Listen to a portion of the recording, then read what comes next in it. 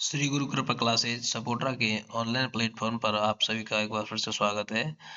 इस वीडियो में मैं आपको कक्षा 12 की संपूर्ण पोएट्री जो है उसको कवर अप करवाने वाला हूँ। मेरी कुछ बातें बड़े ध्यान से सुनना आप लोग, क्योंकि पोएम्स में से किस प्रकार से कम मेहनत में अधिक से अधिक अंक हासिल किए जा सकते हैं, उसके लिए मैं आपको बहुत टिप्स एंड ट्रिक्स इस वीडियो में बताने वाला हूँ। पूरा वीडियो ध्यान से देखिए। एक एक वीडियो जो है आपका, सिर्फ ये वीडियो जो है आपका आपकी पूरी पोएट्री सेक्शन को बहुत अच्छे से कवर अप करवाएगा।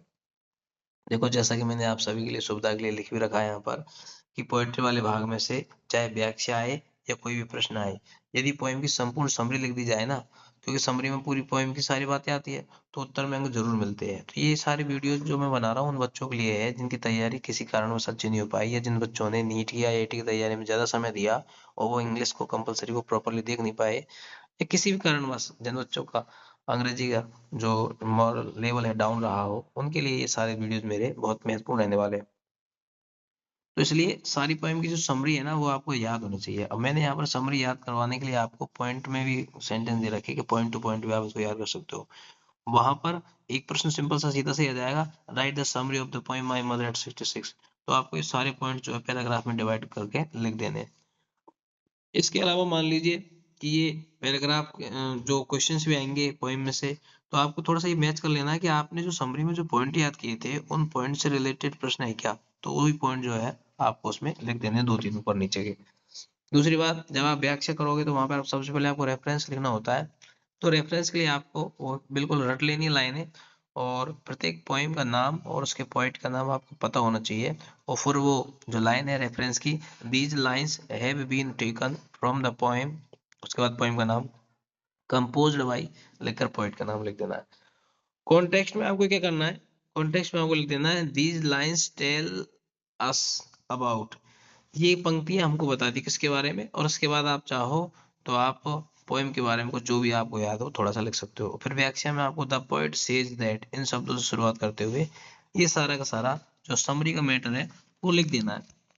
चलिए, मैं सबसे पहले माई मदर एट 66 जो कमला दास के द्वारा कंपोज की गई पोएम है उसकी समरी आपको बताता हूँ। The poet was going to Cochin airport. इस पोएम में जो पोएट थी वो कोचीन एयरपोर्ट जा रही थी। तो एक एक छोटे छोटे बहुत सारे प्रश्न बनते, पोएट कहाँ जा रही थी, कोचीन एयरपोर्ट जा रही थी। हर मदर वाज सिटिंग, उसकी माँ बैठी हुई थी, बिसाइड हर, उसके बगल में, इन द कार, कार में। और एक बात और याद रखना, छोटी छोटी और भी बातें हैं, जैसे कि फ्राइडे मॉर्निंग थी, उसका भी ध्यान रखना। द पोएट वाज सैड, कवि दुखी थी, टू सी, देख करके, हर मदर श्रिंकल्ड, अपनी माँ के झुर्रीदार एंड फेडेड फेस, और फेडेड होता है उड़ा हुआ रंग वाला चेहरा। तो यानी कि धुंधला और झुर्रीदार चेहरे को देख करके वो दुखी थी, उसकी माँ के चेहरे को देख करके। She looked out at the fleeting trees, उसने फ्लीटिंग यानी भागते हुए, तेजी से दौड़ते हुए पेड़ों की ओर देखा, एंड द हैप्पी चिल्ड्रन, उन प्रसन्नचित बच्चों की ओर देखा, coming out of their home, जो अपने घरों से बाहर आ रहे थे। अगला पॉइंट है द पोएट रियलाइज दैट, कवि को यह महसूस हुआ कि जॉयज एंड सोरोज, सुख और दुख जो होते हैं ना, are the raps and baps and boops of life, ये जीवन के ताने वाने होते हैं, है ना। बाप्स एंड बूप्स का मतलब, आफ्टर सिक्योरिटी चेक, सुरक्षा जांच के बाद, एट द एयरपोर्ट, एयरपोर्ट में सुरक्षा जांच के बाद, the poet once again looked, कवि ने फिर से देखा किसकी ओर, अपनी मदर के फेडेड फेस की ओर देखा, धुंधले चेहरे की ओर देखा। शी वाज स्टैंडिंग, वो खड़ी हुई थी, ए फ्यू यार्ड्स अवे, कुछ कदम दूरी पर। She controlled her painful feelings, और कवित्री ने अपनी पेनफुल फीलिंग्स, जो दर्द भरी भावनाएं थी, उनको कंट्रोल किया, and bid her goodbye, और अलविदा कहा, विद द होप, की आशा के साथ, किस आशा के साथ, मीटिंग वेरी सून, बहुत जल्दी मिलने की आशा के साथ उसने अलविदा कहा। अब देखो उसमें लास्ट के शब्द क्या थे, सी यू सून अम्मा, ये उसने आखिरी शब्द कहे थे विदा लेते समय। तो ये पहली पोएम की समरी समाप्त होती है। ये सारे लाइंस अगर आप लिखते हो तो आपको निश्चित रूप से अंक मिलेंगे। मैं ये नहीं कहता बटे में से बटे अंक मिलेंगे, लेकिन मैं ये जरूर कहता हूँ कि आप जो गलतियां परीक्षाओं में करते हो, पैसेज की लाइनें उतार के आ जाते हो, उस गलती के बजाय अगर आप चैप्टर से रिलेटेड कुछ बातें लिखते हो, तो कहीं ना कहीं एग्जामिनर हमको कुछ ना कुछ अंक जरूर दे करके जाता है। कीपिंग क्वाइट के जो पोइट है उनका नाम है पाब्लो नेरुडा। तो उनकी पोएम की जो समरी है वो अपन देख रहे हैं। द पोइट एम्फसाइजेज, कवि जोर देता है, the importance of silence and stillness, खामोशी पर और स्थिरता पर। कभी शांत रहना, स्थिर रहना, यानी कि अपनी गतिविधियों को रोक दें और अपनी जो वाणी की वजह से, बोलचाल की वजह से, शोरगुल होते हैं उनकी वजह से, यानी कि शारीरिक और मानसिक दोनों शांति पर जोर डालता है, उसके महत्व पर जोर डालता है। ही वांट्स, वो चाहता है पीपल टू रेस्ट, लोग आराम करें, and put wars to an end, और युद्ध का अंत कर दे। पुट टू एन एंड का मतलब होता है अंत करना। वो चाहता है कि लोग युद्ध खत्म कर दे और शांति से रहे। ही आस्क्स पीपल, लोगों से कहता है टू इमेजिन, कल्पना करने की कहता है, the eternal moments of peace, शांति के उन इटर्नल मोमेंट्स का, उन अद्भुत क्षणों का, उन शाश्वत क्षणों का कल्पना करने के लिए वो लोगों से कहता है। The experience will be energising, वो जो अनुभव होगा ना शांति को, वो एनर्जाइजिंग का मतलब होता है ऊर्जावान होगा, एंड कामिंग, और शांति पूर्ण होगा फॉर ऑल, सबके लिए। The poet gives the examples of fresh fisherman and साल गैदरर्स, कवि जो है वो मछुआरों का उदाहरण देता है, एंड साल गैदरर्स, और नमक एकत्रित करने वालों का उदाहरण देता है। दे हार्म नेचर, वे प्रकृति को नुकसान तो पहुंचाते हैं। कौन? वो जो मछुआरे हैं, वो मछलियों को पकड़ते हैं, और नमक इकट्ठा करने वाले होते हैं, उनसे भी कई सारी जीव हत्या होती है, तो वो प्रकृति को नुकसान पहुंचाते हैं थॉटलेसली, बिना सोचे समझे। इसके अलावा जितने भी लोग हैं जो युद्धों में लिप्त रहते हैं, वो भी प्रकृति को नुकसान पहुंचाते हैं, तो सभी के लिए कवि ने दे का यूज किया है। फाइनली आखिरकार ही टेल्स अस, आखिरकार वो हमसे कहता है टू लर्न, सीखने के लिए कहता है। कवि हमसे आखिरकार क्या सीखने के लिए कहता है? From the silence and patience of the earth, पृथ्वी के, पृथ्वी की शांति और धैर्य से हमको सबक लेने के लिए, हमको सीख लेने के लिए कवि कहता है। तो इस तरह से ये दूसरी पोएम की जो समरी है वो भी आपको ध्यान रखनी है। तीसरी पोएम है ए थिंग ऑफ ब्यूटी, इसकी समरी देखिए। इसके जो पोइट है वो है John Keats. In the poem, कविता में, द पोइट टेल्स अस, कवि हमको बताता है कि ब्यूटीफुल थिंग्स, सुंदर जो वस्तुएं या चीजें होती है, ब्रिंग, लाती है, इमेंस प्लेजर, असीम आनंद लाती है, एंड डिलाइट, प्रसन्नता लाती है। द पोएट एक्सप्लेन्स दैट, कवि स्पष्ट करता है कि गॉड्स क्रिएशंस, भगवान की जो रचनाएं होती है, प्रोवाइड हैप्पीनेस, वो प्रसन्नता प्रदान करती है, एज वेल एज, इसके साथ साथ एनर्जी प्रदान करती है, ऊर्जा प्रदान करती है। तो कवि हमको स्पष्ट करता है कि भगवान की रचनाएं प्रसन्नता, ऊर्जा के साथ साथ प्रसन्नता भी प्रदान करती है। मोर ओवर, इससे भी अधिक, द ब्रेव सोल्जर्स स्टोरी, जो बहादुर सिपाहियों की कहानियां होती है, ब्रिंग इंस्पिरेशन, वो प्रेरणा लाती है, एंड एंथुसियाज्म, और जोश लाती है, टू लव लाइफ, जीवन से प्रेम करने के लिए। तो हमको जीवन से प्रेम करने के लिए वो प्रेरणा और जोश भी लेकर के, वो बहादुर सिपाहियों की कहानी हमको प्रेरणा और जोश लेकर के आती है, ताकि हम जीवन से प्रेम कर सके।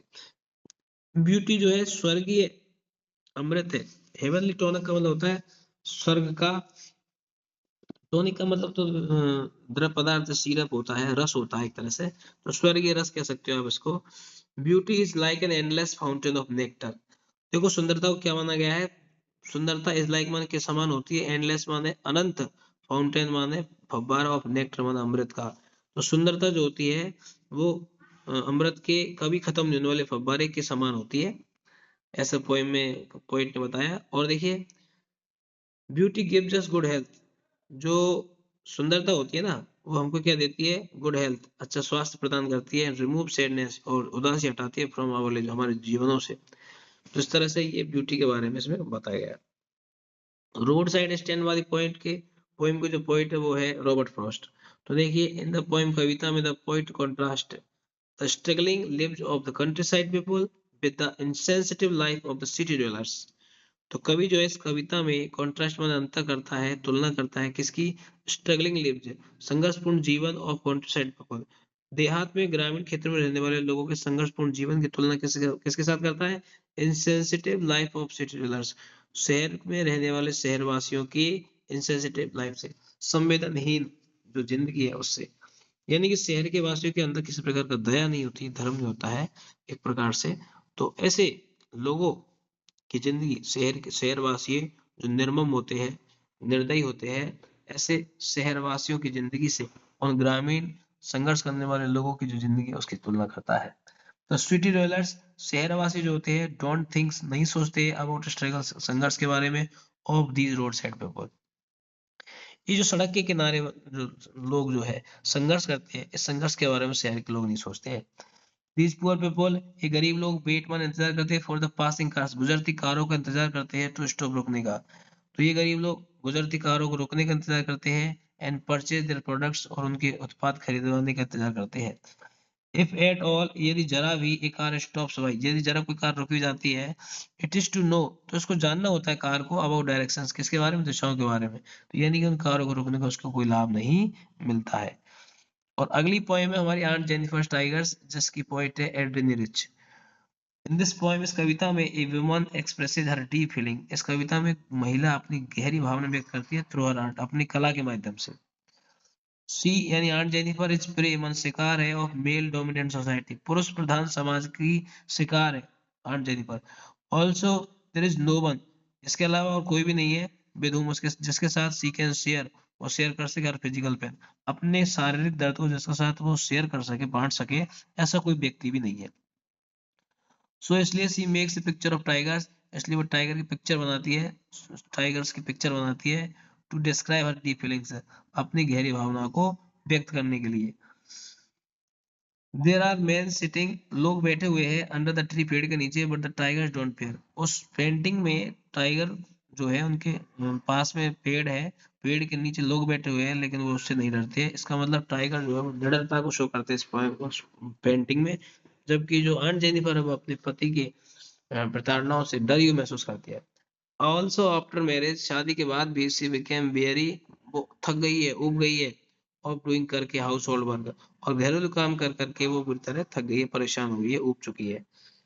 नाउ सी कांट इन्वॉल्व, अब वो शामिल नहीं कर सकती हरसेल्फ, अपने आप को, इन आर्टिस्टिक वर्क, उस कलाकृत, उस रचनात्मक कार्य जो उसने पेंटिंग का किया, उसमें वो खुद को शामिल नहीं कर सकती, क्योंकि वो तो पूरी तरह गुलामी से पीड़ित है।